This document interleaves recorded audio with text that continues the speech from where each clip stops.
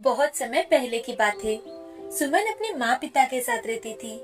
सुमन के माँ पिता गांव में कोई भी समारोह हो या शादी, वहाँ आचार्य के हाथों के नीचे काम करते और अपना और अपनी बेटी का पेट पालते थे। लेकिन कई दिनों से उन दोनों की तबीयत कुछ खराब रहने लगी थी। तब सुमन अपनी 12वीं कक्षा की पढ़ाई पूरी कर रही थी। उसकी परीक्षा होते ही सुमन के माँ के पैसे की कमी के कारण मृत्यु हो जाती है। सुमन अपने पिता के साथ मिलकर अपनी माँ का अंतिम संस्कार कर देती है। अब वो बहुत रोती है। तो सुमन के पिता सुमन से, सुमन, मेरी बच्ची, रो मत बेटी, संभाल अपने आप को। तू तो जानती है कि मेरी तबीयत भी कुछ ठीक नहीं रहती। न जाने भगवान का बुलावा कब आ जाए बेटा। नहीं पिताजी, आप ऐसे क्यों बातें कर रहे हो? मुझे आपकी बहुत जरूरत है। पिताजी, आप मुझे प्रॉमिस कीजिए कि चाहे जो भी हो जाए, आप मुझे छोड़कर कभी नहीं जाएंगे पिताजी। हाँ बेटा, संभालो अपने आप को।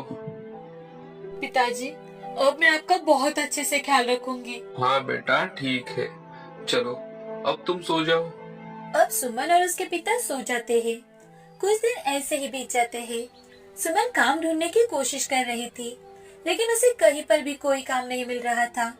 उसी दौरान सुमन की दोस्त मीरा, जो बहुत ही अमीर घर की लड़की थी, जो हमेशा सुमन की मदद कर दिया करती थी। सुमन की मदद करना मीरा के पिता को बिल्कुल भी पसंद नहीं था। एक दिन सुमन मीरा के घर जाती है, तो उसे देख मीरा के पिता, मीरा, देखो आ गई तुम्हारी भिखारी दोस्त। कितनी बार कहा है तुम्हें कि ऐसे लोगों के मुंह मत लगा करो, लेकिन तूने तो पूरे जमाने का ठेका लेके रखा है ना। मीरा के पिता की बातें सुनकर सुमन के मन को बहुत ठेस पहुंचती है, लेकिन वो कुछ कहे बिना ही वहाँ से चली जाती है। तो मीरा उसे आवाज लगाने लगती है, सुमन, सुमन सुन तो। मीरा दीदी, मैं चलती हूँ, बाबा मेरी राह देख रहे होंगे। देखा देखा मीरा, तूने कैसी अकड़ होती है इन गरीब लोगों में। तुम चाहे जितना भी इनकी मदद करो, इनकी अकड़ अकड़ ही रहेगी। पिताजी, आप किसी से ऐसे कैसे बात कर सकते हो? कितना दुख पहुंचा होगा उसे। हाँ हाँ, पता है। तुझे तो सिर्फ दूसरे लोगों की ही कदर है, अपने माँ बाप की नहीं। अब देख, तेरी जल्द ही शादी होने वाली है, तो जब तक तू यहाँ है, जरा अच्छे लोगों के साथ रहा कर। अब मीरा के पिता सुमन के घर जाते हैं और वहाँ जाकर सुमन के पिता से, देख रघु, तेरी बेटी मेरी बेटी से बराबरी करना चाहती है। उसे बोल देना, चाहे जो हो, आज के बाद मेरी बेटी मीरा के साथ नहीं दिखनी चाहिए। अपनी औकात में रहना सीख। मीरा सुमन से 5 साल बड़ी थी, लेकिन फिर भी वो अच्छी दोस्त थी। क्योंकि एक बार की बात है, जब मीरा कॉलेज जा रही थी, तो कुछ लड़के उसे छेड़ रहे थे। तो ये देख सुमन ने मीरा से झूठी होकर भी उन सबको अच्छा खासा सबक सिखाया था, और उस दिन से किसी ने भी मीरा को परेशान नहीं किया था। उसी दिन से मीरा और सुमन एक दूसरे के पक्के दोस्त बन चुके थे। मीरा हमेशा सुमन को पैसे देकर उसकी मदद करती थी, और सुमन भी गांव में जो भी काम मिले वो सारे काम करती। लेकिन रघु की दवाइयों के लिए सुमन को मीरा से पैसे लेने ही पड़ते थे। अब मीरा की मंगनी थी, जिसमें मीरा ने सुमन को भी बुलाया था। उसे देख मीरा के पिता सुमन से, तुझे कहा था ना मैंने कि अपना यहाँ मुंह मत दिखाना। सुबह सुबह आकर सारा मूड खराब कर दिया। गरीब की औलाद कहीं की, खुद की तो कोई इज्जत नहीं होती तुम्हारी। हमारी भी इज्जत के साथ खिलवाड़ करना चाहती हो। नहीं नहीं नहीं चाचा जी, ऐसे तो। सुमन बोल ही रही थी कि तभी मीरा की माँ बहुत परेशान अवस्था में वहाँ जाती है और मीरा के पिता से, अजय सुनिए, यहाँ तो आइए जरा।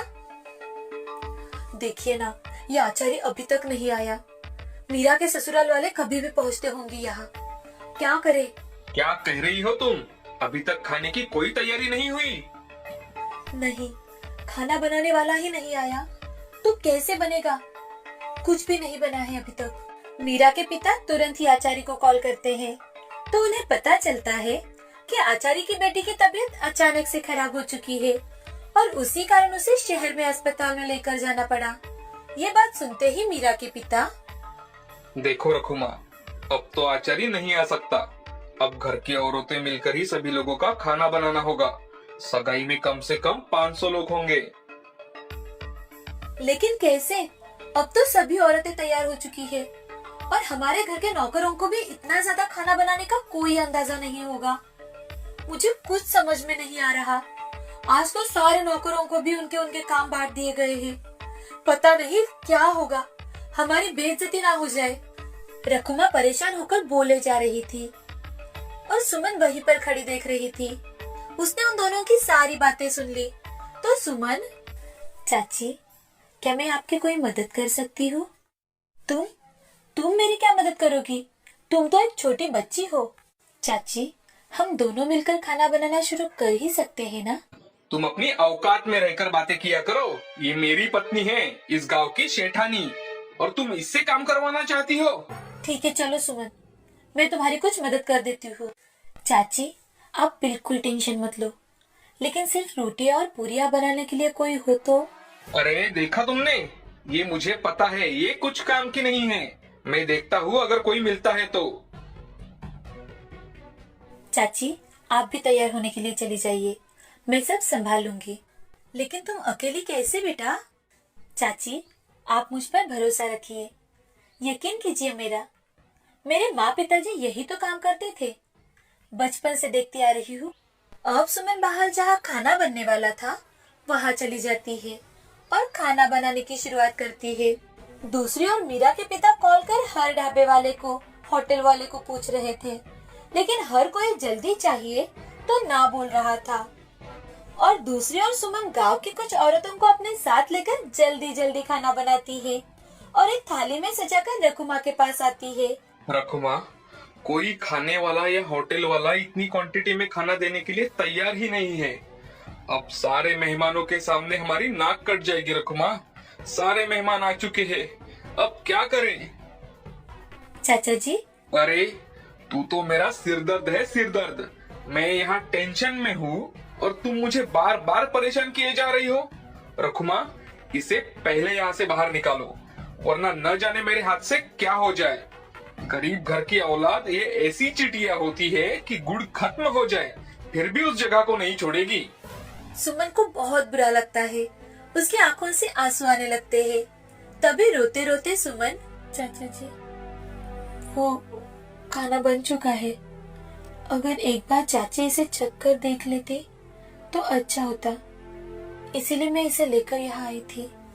सुमन की बात सुनकर रकुमा और मीरा के पिता चौंक जाते हैं कि इतनी जल्दी कैसे खाना बन सकता है।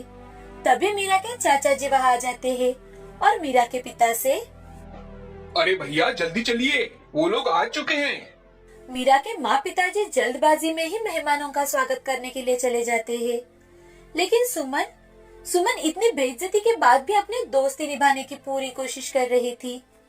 मंगनी की सारी रस्में पूरी होते ही सारे मेहमान खाना खाने बैठ जाते हैं तो वो उंगलियां चाटते रह जाते हैं। तभी मीरा के होने वाले ससुर मीरा के पिता से, वाह समधी जी वाह, क्या खाना बनवाया है आपने आज। अरे आज तक ऐसा खाना मैंने कभी नहीं खाया। और हाँ, शादी में भी आप ऐसा ही स्वादिष्ट खाना बनवाना, एकदम बढ़िया।